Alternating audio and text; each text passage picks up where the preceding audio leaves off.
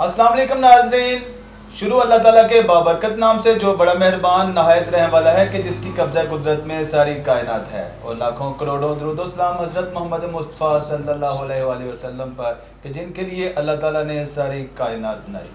जी नाज़रीन, अज़मत news channel की तरफ से मैं हूँ डॉक्टर बाबर मलिक। इस वक्त हम मौजूद हैं हल्का NA-75 उम्मीदवार नामजद तहरीके लब्बैक आई साहब के पास, जिनके लिए हम इंटरव्यू के लिए आए हैं। इनसे जानेंगे इनका मुकम्मल तारफ़ और इनके आबाई गांव और इनकी सियासत के बारे में, सरगर्मियों के बारे में। अस्सलाम वालेकुम। वालेकुम सलाम रहमतुल्लाहि व बरकातुहू। आई साहब क्या हाल चाल है? ठीक ठाक है जी अल्हम्दुलिल्लाह पाक। आई साहब, सबसे पहले तो हम चाहेंगे कि आप थोड़ा सा तारफ़ नाजरीन को अपना करवा दें। आपका कौन से गाँव से तल्लुक़ है और आपका पूरा नाम? बिस्मिल्लाहिर्रहमानिर्रहीम। अल्लाहुम्मा सल्लि अला सय्यिदिना मुहम्मद व अला आलि सय्यिदिना मुहम्मद व बारिक वसल्लम।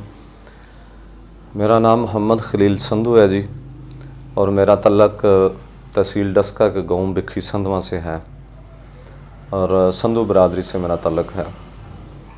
अच्छा, आपने सियासत कब से शुरू की है?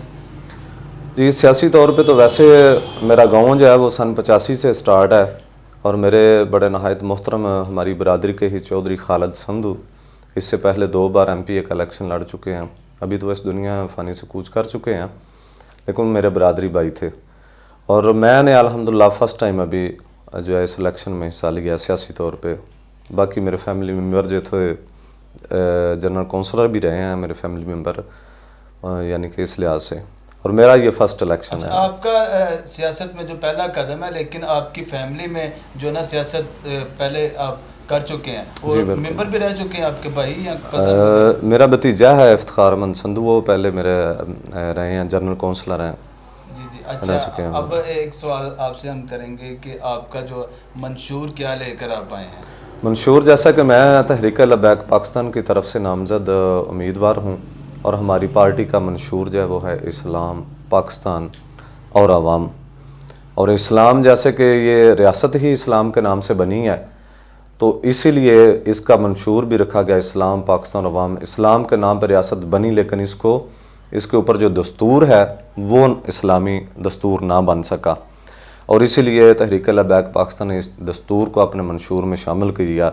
और जब इंशाअल्लाह बेइज़्निल्लाह तख्त दीन पे आ जाएगा, दस्तूर हमारा इस्लामी दस्तूर बन जाएगा, तो फिर पाकिस्तान अंदरूनी और बनूनी मुकम्मल तौर पे बहाल, इसकी जो सरहदें वो मजबूत हो जाएंगी।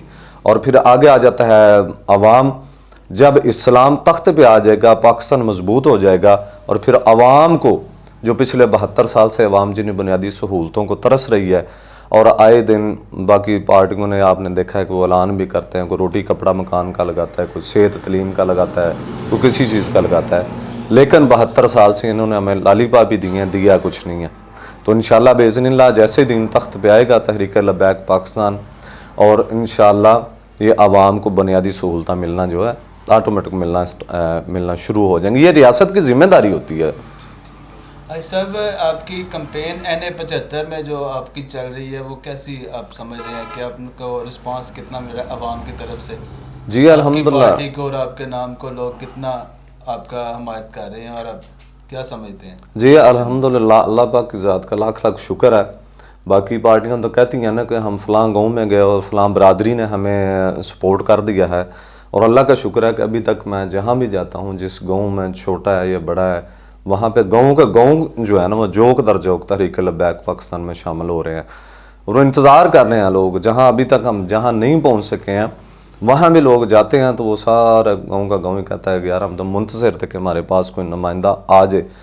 पिछले 45 साल से यही बार बार आ रहे हैं, बार बार यही कर रहे हैं, लेकिन इस हल्के की आप ख़ुद भी विज़िट आपने किया होगा, मीडिया वाले आप लोग, तो मैं कम से कम अभी तक 3 से 4 हज़ार किलोमीटर का सफ़र जो है अपने इलाके में, अपने हलकों का, सड़कों का चक्कर लगा चुका हूँ, जो पिछले 45 साल से इसको एक पसमानदा तरीन इलाका बना दिया गया है। ना कोई हमारा रोड मजबूत है, ना कोई हमारी कोई गलियाँ नालियाँ हैं जिनके ऊपर ये पिछले 45 साल से वोट ले रहे हैं।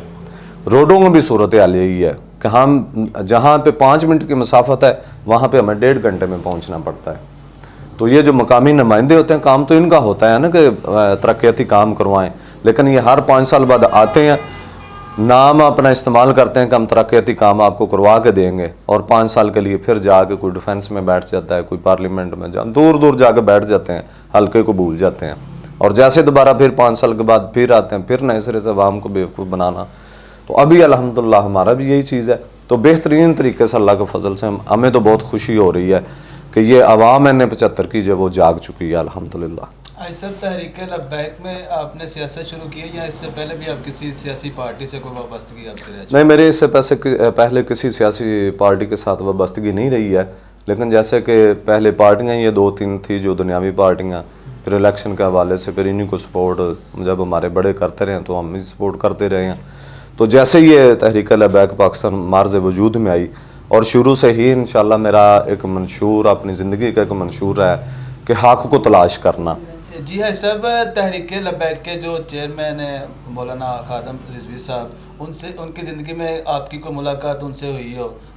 जी अल्हम्दुलिल्लाह, इससे पहले तो मुलाकात नहीं हुई थी, लेकिन 2020 में जो 15 नवंबर को लियाकत बाग से मार्च था हमारा, वहाँ पे फ्रांस एम्बेसी के फ्रांसी सफ़ीर के ख़िलाफ़ लियाकत बाग से फैज़ाबाद तक, तो मैं बज़ाते ख़ुद उसमें काफ़िले के साथ शामिल हुआ था, और वहाँ पे फिर उनसे खादम साहब रिजवी साहब से मुलाकात भी हो सकी। लेकिन वहाँ पे आपको पता है इतना जंबे ख़फीर ज़्यादा था, तो इस लिहाज से ज़्यादा टाइम तो नहीं हम उनसे मुलाकात कर सके।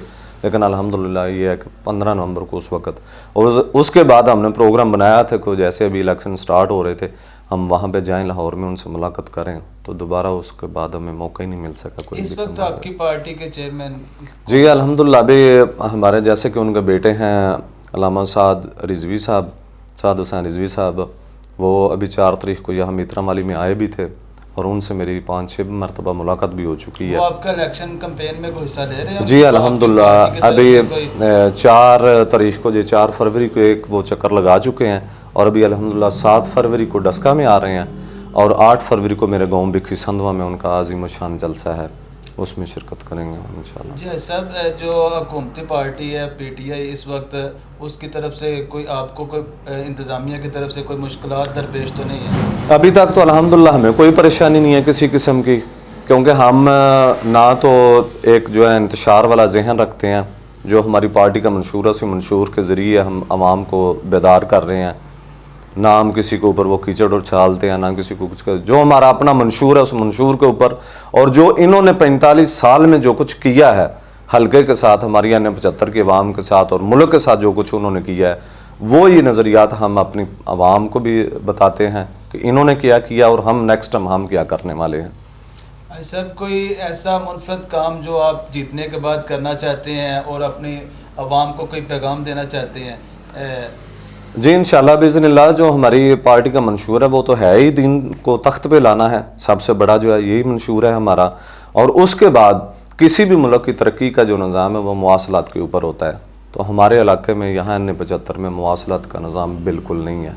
तो इंशाल्लाह जो मेरी सबसे पहली पोजीशन है, पहली फर्स्ट जो है वो यही है कि जब मुवासलात का निज़ाम बेहतर होगा तो फिर हम इंशाल्लाह तालीम की तरफ भी, क्योंकि जहाँ पे यूनिवर्सिटियाँ बनती हैं, बिल्डिंगें बनती हैं, उनके लिए जो इंस्ट्रक्शन का काम होता है, जो मटीरियल आना होता है, जब मुवासलात का निज़ाम नहीं होगा, सड़कें नहीं होंगी, तो निज़ाम वहाँ पे कैसे मटीरियल पहुँचेगा।